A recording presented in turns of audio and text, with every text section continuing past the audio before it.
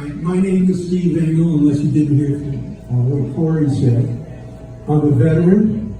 I served 6 years in the United States Army.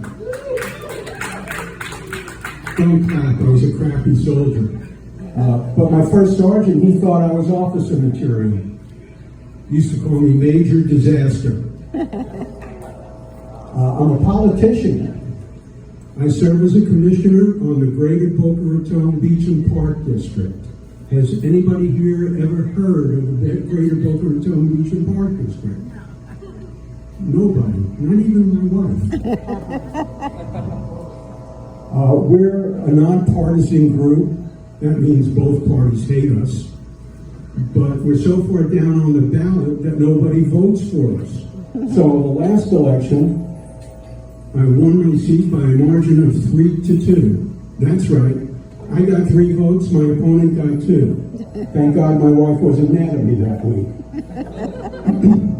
So people come up to me and ask me, Steve, which party do you prefer?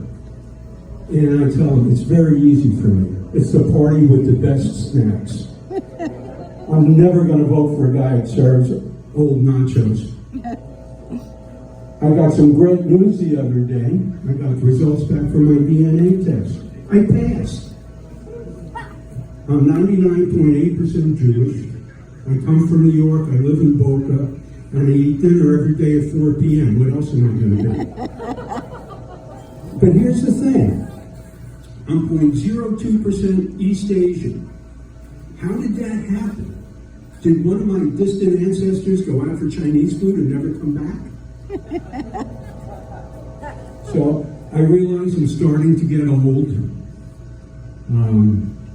My favorite drink now is vodka and prune juice.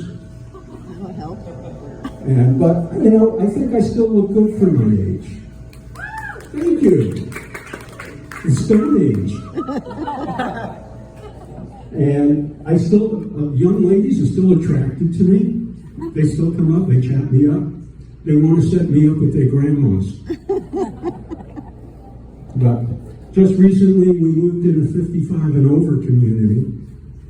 And that's great. Finally, I'm among people that are older than I am.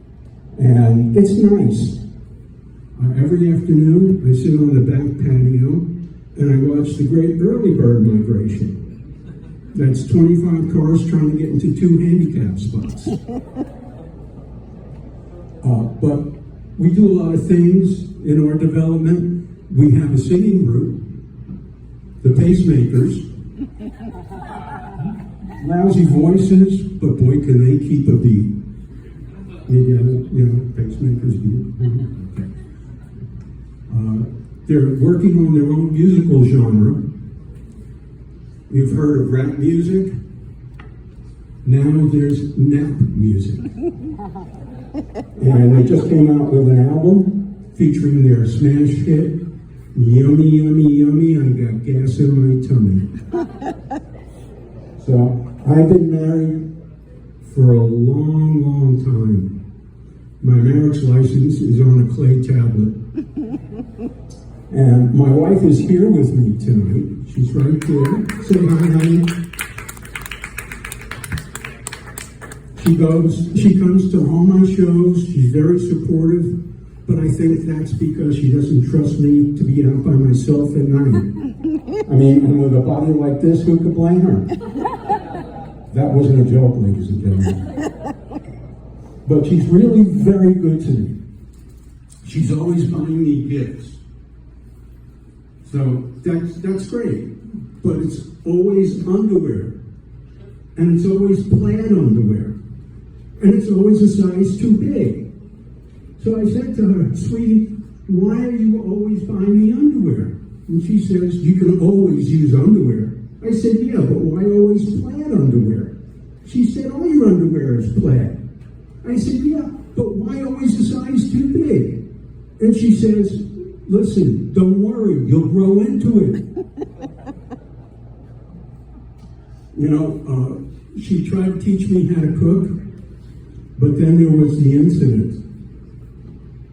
We still can't get the baked beans out of the dog's fur. We don't own a dog. I can talk to my wife about just almost anything except sports. She just doesn't get sports. She still thinks that March Madness is a shoe sale. So I tried to educate her about baseball. So took her to a ball game. It was a doubleheader. So first game, first guy gets up, hits a home run. Great. Second game, the same guy gets up first, he hits a home run again. She starts to get up. I said, honey, where are you going? She says, let's go. This is where we came in. So just recently, we went to visit our kids up in New York because it's almost impossible to run their lives from here in South Florida.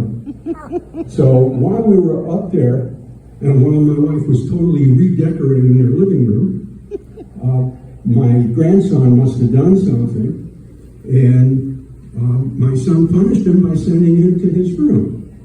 His room has a laptop, has a 55-inch color TV, a PlayStation, and an 8-speaker sound system. That's not punishment, that's time off for good behavior. So, my kids had all that stuff when they were little. You know, they didn't have all the stuff that he has, but they had computers, they had phones.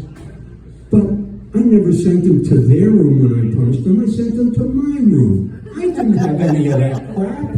I was lucky I had a lamp and a black and white TV. So, the moral of that story is, if you're going to punish your kid, send him to your room. He's probably living a better life than you are. And that's my time, ladies and gentlemen. It's been a pleasure. Thank you very much. I'm Steve Woolley.